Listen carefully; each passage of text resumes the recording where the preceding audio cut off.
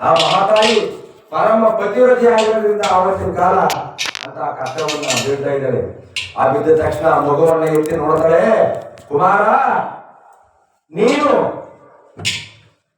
ನಮ್ಮ ಅರಮನೆ ಒಳಗೆ ಅಲ್ಲೇ ಹುಟ್ಟಿದ್ದೆ ಆಗಿದ್ರೆ ಆ ಸೇವಕರು ದಾದಿಯರು ಬಂದು ತೊಟ್ಲೊಳಗೆ ಹಾಕಿ ಲಾಲಿ ಹಾಡಿ ತೂಗ್ತಾ ಇದ್ರು.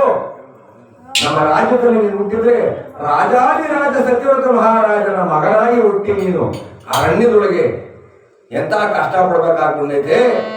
ಅದೇ ಯಾವ ರೀತಿ ಲಾಲಿ ಆಡ್ತಿದ್ರು ಅಂತ ಹೇಳ್ತಾರೆ.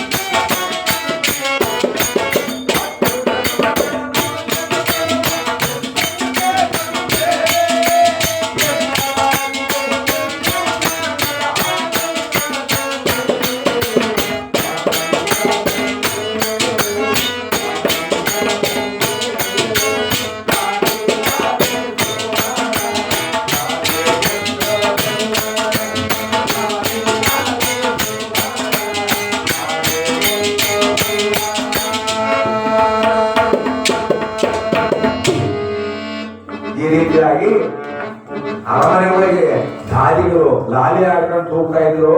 ನನ್ನೇ ಬಿಟ್ಟು ಆನಂದವಾಗಿರ್ಬೋದಾಯ್ತು. ಇಲ್ಲಿ ಕಾಡಿನಲ್ಲಿ ಹುಟ್ಟಿ ನನ್ನ ಗರ್ಭದಲ್ಲಿ ಜನಿಸಿ ನೀನ್ ಎಂತಹ ಕಷ್ಟವನ್ನು ಪಡ್ತಾ ಇದೀಯ ಮಗುವೆ. ಅಪ್ಪ ಇನ್ನಿಲ್ಲಿದ್ರೆ ಕಾಡು ಪ್ರಾಣಿಗಳ ಭಯ ಎಲ್ಲಿಂದ ಹತ್ತಿರ ಗೊತ್ತಾವು. ಆದ್ರಿಂದ ನಾನು ದಿನ ಬೇಡಪ್ಪ ಈ ಜಾಗದಲ್ಲಿಗೆ ನಡಿ, ಎಲ್ಲಾದ್ರೂ ಹೋಗೋಣ. ಯಾವ್ದಾದ್ರು ಒಂದು ದೇಶವನ್ನ, ಒಂದು ಪಟ್ಟಣವನ್ನ, ಒಂದು ಗ್ರಾಮವನ್ನ, ಒಂದು ಊರನ್ನ ಹುಡುಕಿಕೊಂಡು ಒಂದು ಯಾವ್ದಾದ್ರು ಕಾಲ ಹಾಕೊಂಡ ಹೋಗೋಣ ಅಂತ ಹೇಳಿ ತಾನು ಹುಟ್ಟಿರುವಂತಹ ಸೀರೆಯನ್ನ, ಆ ಸೀರೆಯ ಸೆರಗನ್ನ ಎರಡು ಭಾಗವನ್ನಾಗಿ ಮಾಡಿ ಒಂದು ಭಾಗದಿಂದ ತನ್ನ ಮಾನವನ್ನ ಮುಚ್ಚಿಕೊಂಡು ಇನ್ನೊಂದು ಭಾಗವನ್ನ ಜೋಳಿಗೆಯನ್ನಾಗಿ ಮಾಡಿ ಆ ಜೋಳಿಗೆ ಒಳಗೆ ಆ ಮಗುವನ್ನ ಇರಿಸಿ ಜೊಪ್ಪೆಯನ್ನು ಕಟ್ಟಿ ಬೆಂಡಿ ಎದುರಾಕೊಂಡು ಆ ಮಗುವನ್ನ ಎತ್ತಿಕೊಂಡು ಆ ಮಹಾತಾಯಿ ಒಂದು ಕಾಲಧಾರೆಯನ್ನು ಇಟ್ಕೊಂಡು ಯಾವ ರೀತಿ ಗೋಳಾಡಿಕೊಂಡು ಹೋಗ್ತಾ ಇದ್ದಾರೆ.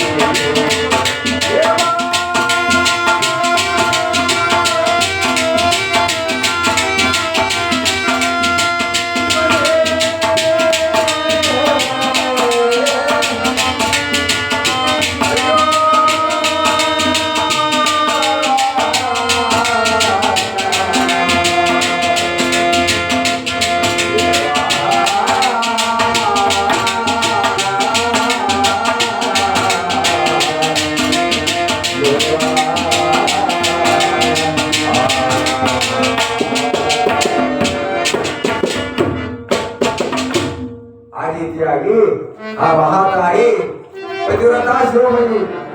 ಆದ್ದರಿಂದ ಧೈರ್ಯವನ್ನು ಮಾಡಿಕೊಂಡು ಮಗುವನ್ನ ಹೆಗಲಲ್ಲಿ ಎತ್ಕೊಂಡು ದಾರಿ ಉಂಡ ಏನ್ ಮಾಡ್ತಾರೆ, ಗಿಡ ಮರ ಬಳ್ಳಿ ಬೆಟ್ಟ ಗುಡ್ಡೆ ಕಲ್ಲು ಗುಂಡು ಇವುಗಳನ್ನೆಲ್ಲ ಕೇಳ್ತಾ ಇದ್ದಾರೆ.